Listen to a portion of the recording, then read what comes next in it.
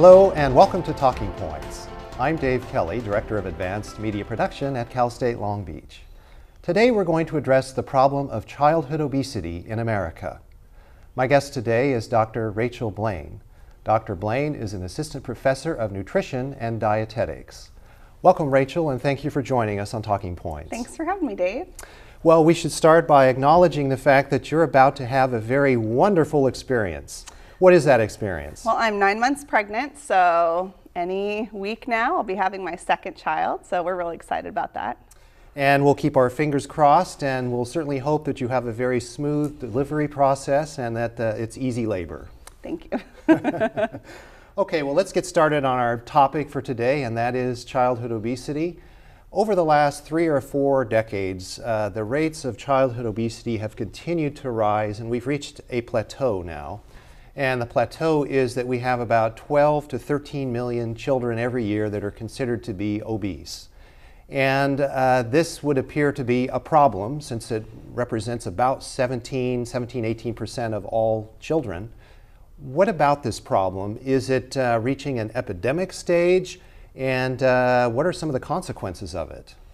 I do believe we are close to an epidemic stage when we think about childhood overweight and obesity. So in the US, 1 in 3 kids is considered overweight and obese or obese. And so when we look at the long-term health of these children, we know that as adults they're going to have chronic health problems, but obesity also affects children when they're young. So this affects kids, their health status internally that you may not see when they're little, but it affects their ability to play and be active and also their self-esteem. So we do see effects in kids even when they're young.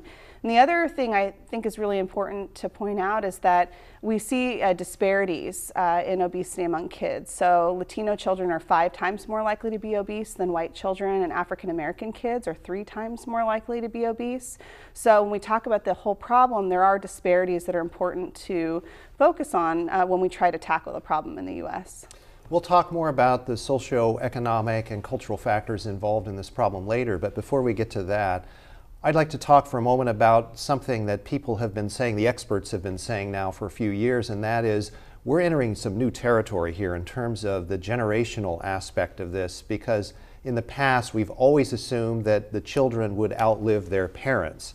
But because of this obesity problem, we're now looking at a possibility of many members of the younger generation actually passing away before their parents do, but because of health concerns or health problems. Now, in the past, such as World War I and World War II, we were braced for many members of the younger generation falling in battle and so on, but not because of health issues. So what's keeping us from, or what's preventing us from really tackling this problem, and are we catching it early enough to turn the tide?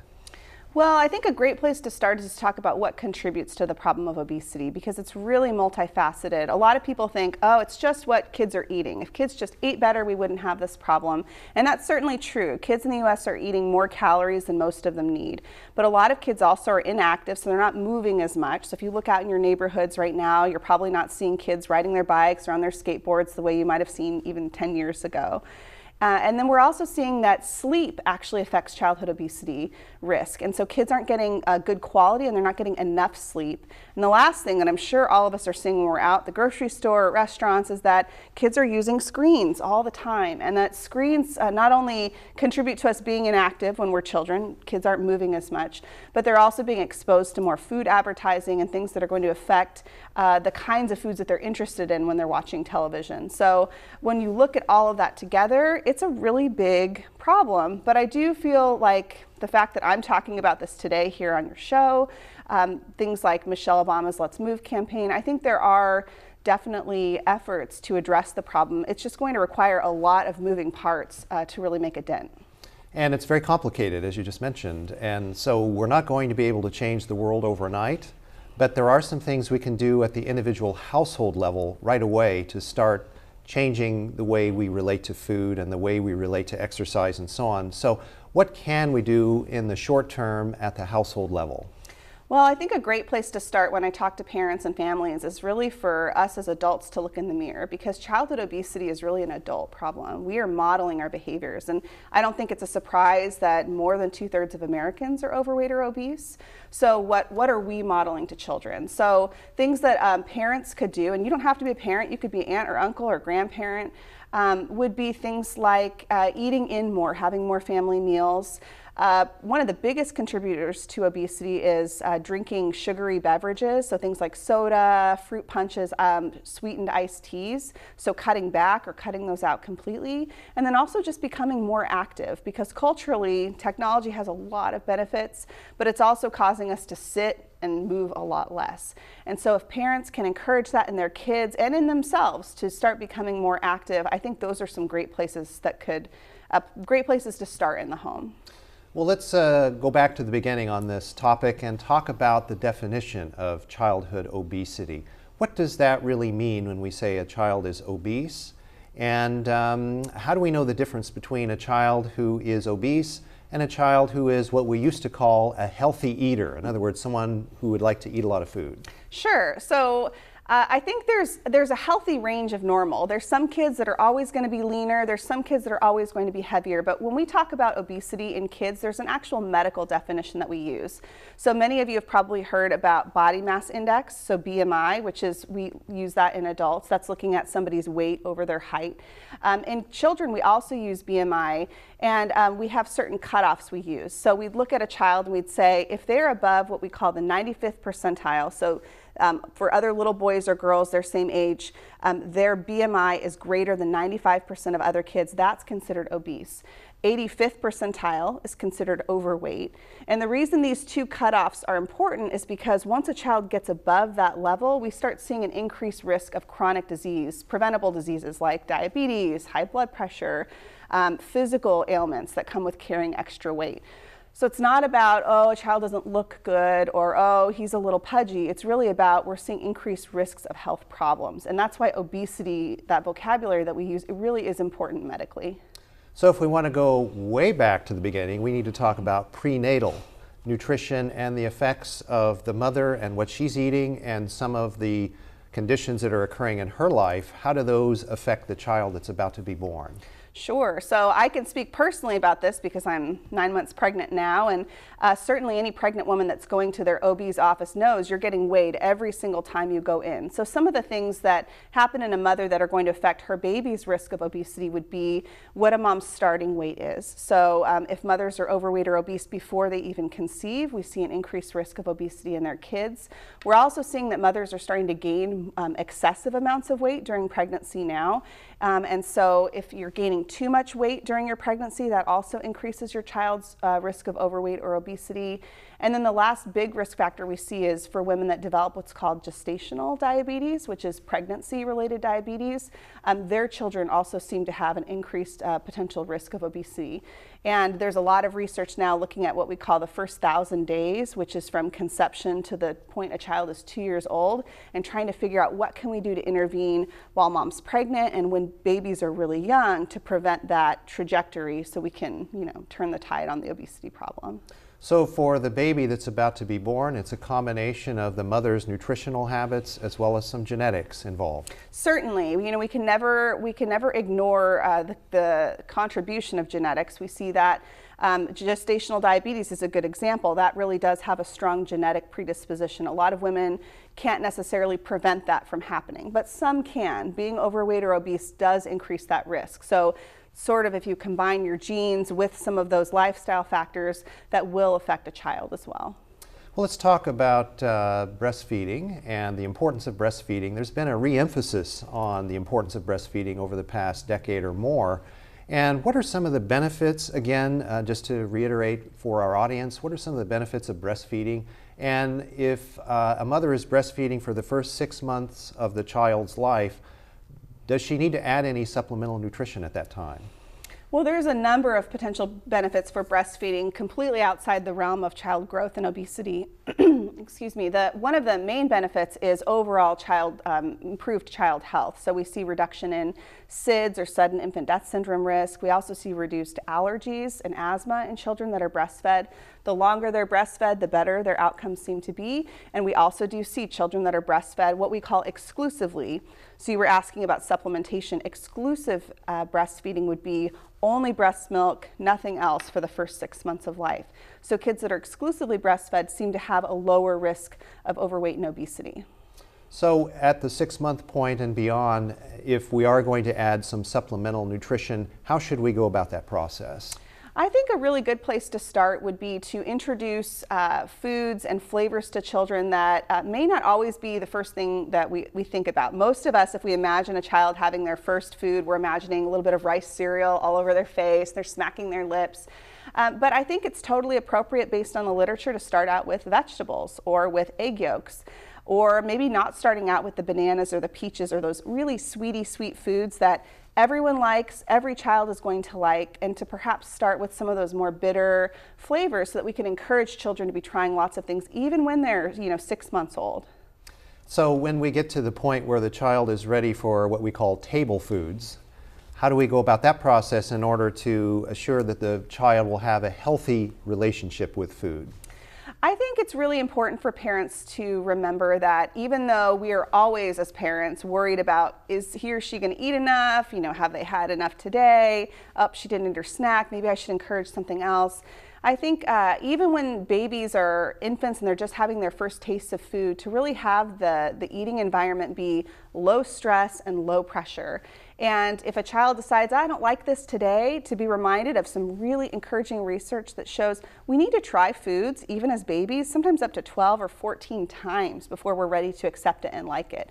So you haven't failed as a parent if your child doesn't like asparagus and they spit it out at you the first time that they try it. But it's also, good for us to keep modeling that, giving that to kids and having it not be a big deal and not saying, well, instead, here's something sweet or here's something you're going to like instead.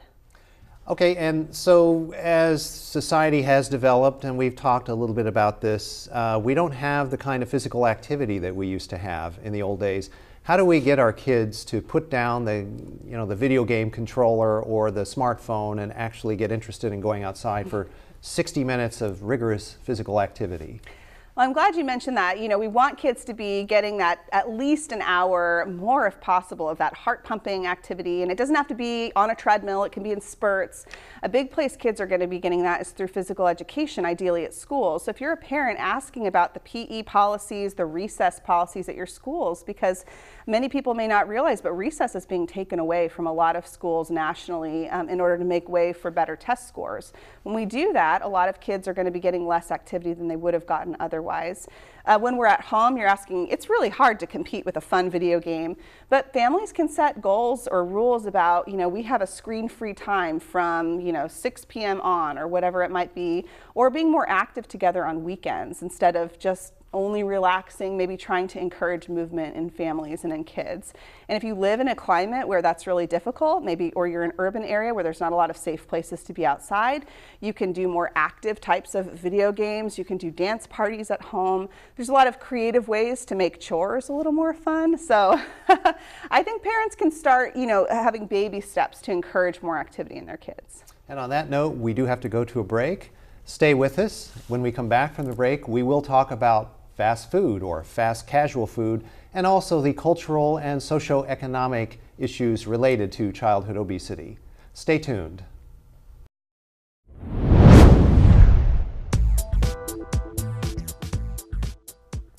Get involved. Become a leader in the well-being of our nation, actively lending your voice and energy to promote wellness. Be the voice for public education and health education in schools, community organizations, hospitals, and clinics. You can become part of this exciting field with a degree from Cal State Long Beach.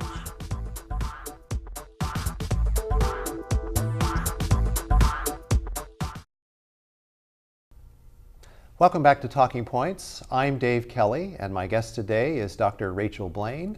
Dr. Blaine is an assistant professor of nutrition and dietetics. We're talking about the problem of childhood obesity in America today, and Whenever this topic comes up, people always link it to fast food. And we talked earlier a little bit about how our society has changed and shifted over the last 3 or 4 decades. And there does seem to be more of a reliance on fast food, especially for active families, for working parents when they're very busy. Let's face it, we all periodically have to rely on fast food just because we're too exhausted to cook that night or things are going on that are beyond our control. So if we do periodically take our kids out for fast food or fast casual food, because that's one of the new phrases that's being used now for some of the more healthful fast food operations, what should we look for? What kinds of things should we stay away from, and what kinds of things should we gravitate toward? Well, I think the first place to start is if you're a mom or dad and you've got your kids in the car and you're going to somewhere with a drive-through, it's worth acknowledging we've seen some improvements in the child menu options. So you could go through that drive-through, and although wouldn't recommend doing that regularly, you could be ordering for your kids' drink instead of the soda, maybe a plain milk. Make that option. A lot of kids' meals now are offering things like a fruit, so choosing the fruit instead or along with the French fry. But again, trying to moderate how often we're having those really quick drive-through meals. I do think that there's a lot of potential healthy options at some of those fast casual foods like you're talking about. So I think of a restaurant like Chipotle where you could take a child, I have a 2-year-old daughter, I can take her and she can get fajita vegetables and beans and rice, and there's different meat options, or even they have like a soy option as well. So I think that's something that you could do to offer your children. The big thing to think about when you're dining out in general is that you want to offer kids a variety of different food groups. So protein, some type of carbohydrate, ideally a whole grain, and then having fruit or vegetables. And those two are the ones that are usually missing from kids' meals when you're eating out. The other thing to think about too is that as wonderful as eating out is in terms of convenience, we are getting a lot more calories when we eat out in general than what we're getting when we do prepare food at home. So it's still better to eat at home if you can, and it's better to cook at home because you know what actually goes into the making of that food. But if we're talking about protein, what about, again, back to the fast food or fast casual food, what about chicken versus red meat? And what about turkey burgers versus hamburgers, for example? That's a great question. So when we're thinking just in general about risk of chronic disease, we do know that increased amount of processed and red meat, so processed meat could be things like even ground turkey or ground beef, or deli meat. So a lot of people think of a turkey sandwich as being especially healthy, but in many ways, when we think about risk of heart disease and cancer, that could be on the same plane as a hamburger patty. So ideally, we want to be limiting our consumption of those types of meats, and those are typically what we're getting at fast food. My husband always asks the debate of, do I get the chicken nuggets or do I get the hamburger? I think get what you like and just try to moderate how often you're going out and having those kinds of foods. All right, well, let's shift the conversation now to socioeconomic factors and cultural factors, because we can't ignore that. You mentioned that in the beginning of the show, that there are certain demographic parts of the population that experience higher incidence of obesity than others. So what about that? How much of a role does poverty, for example, play in childhood obesity, and why is that the case? Poverty plays, I think, the role in childhood obesity when we're looking at those disparities I talked about. When we think about Latino children having a much higher risk of obesity, even here in California, maybe than white children. If you imagine a child that's living in a low-income area where maybe mom or dad is using the food stamp program, also called SNAP, maybe there's not going to be as many options. There's not going to be as many grocery stores to go use those benefits. So some of you might see SNAP is accepted like at a KFC or at corner stores or liquor stores. So having those healthy food options. If you live in a neighborhood that's low income that maybe isn't as safe, then children can't be outside playing at the park because safety is a concern. They might be going to a school where recess has been taken away and they're not getting much time to play outside. And so they're spending more time indoors, and what are they often doing indoors? They're probably on a screen. So you compare that to a child that's living in a more affluent community, and the risk factors are going to be completely different from the perspective of obesity. So if we're talking about the socioeconomic factors, focusing on the economic side of it, it's the fact that they live in neighborhoods that are difficult to encourage the kind of outdoor exercise activity that's necessary. And maybe if they don't have a car and have to take a bus for every errand, such as shopping, it might be easier just to walk to the Kentucky Fried Chicken on the corner than it is to take a bus to the local grocery store. Absolutely. And the other thing to think about too, a lot of people don't consider sleep. It's a very important aspect that contributes to childhood obesity risk. Children that might have to be bused somewhere very far away are often getting up much earlier, getting on a bus, being bused to a different community, being bused home, getting home late. All that time in the bus is taking away from sleep and opportunities for them to be moving during the day. So these are things, if you think about it, a child's all that complexity that contributes to a child's risk of obesity, that's really stacked up against them, even before you've talked about culture and anything and genetics. And if we talk about regions of the country, we see that there are disparities there as well. In the southern part, the southeastern part of the United States, we see a much higher rate of obesity there than we do in other states, such as Utah, for example. And I know that in the Women, Infants, and Children's Supplemental Nutrition Program called WIC, they studied this and found that Virginia had the highest, or one of the highest rates of 20% of childhood obesity, and that, again, that's in the South. But Utah had only 8.2% childhood obesity rates among the same socioeconomic groups. Why is that? Why is Virginia so much higher than Utah? I think a big reason you see differences in childhood obesity by some of those geographic areas, so Utah versus Virginia, really is demographic diversity. So Utah is nearly 90% white, so you have a much more homogeneous group of people. I think Utah also has invested a lot more in public health infrastructure, so especially related to school, fitness, working with primary care doctors to address childhood obesity. But if you look at some of the southern states that are much more ethnically and demographically diverse, we do see higher rates of obesity as well.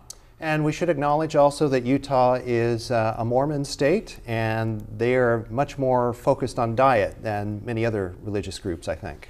They are, and there's some debate out there. I was looking at Utah and what do they say that's contributing to their successes in childhood obesity risk. There was one study that showed that folks that are in the LDS church actually had an increased risk of obesity. It's not clear if being part of the religious community encourages healthier eating or not, but I do think that in general, when people have more social support, that's a great thing for kids to be outside and more active. And so in California, we have great weather year-round, and so that gives us the opportunity to go outdoors whenever we would like to do so. And we have a very complex situation here because we have one of the highest rates of poverty if you go by the Census Bureau's supplemental poverty measurement, which factors in the cost of living, which is much higher here than it is in most other parts of the country. So with that, we have a lot of people that are on the edge of poverty and are experiencing what's called food insecurity, not enough food. Yet on the other end of the spectrum, if you go to Beverly Hills, you'll find the finest vegan restaurants that serve the most expensive organic foods. So given that diversity of economic status, how do you assess our state here, California, in terms of our nutritional well-being? I think California is a really interesting place because, like you've mentioned, we have great abundance in many ways. We have so much choice. We have incredible agriculture and food options, but we also have great need. So it's a lot about rolling the dice, and if you close your eyes and press your finger on the map of California, a child's risk of obesity is going to look really different in places like the Central Valley or inner city than it might if a child's living in a more affluent part of the state.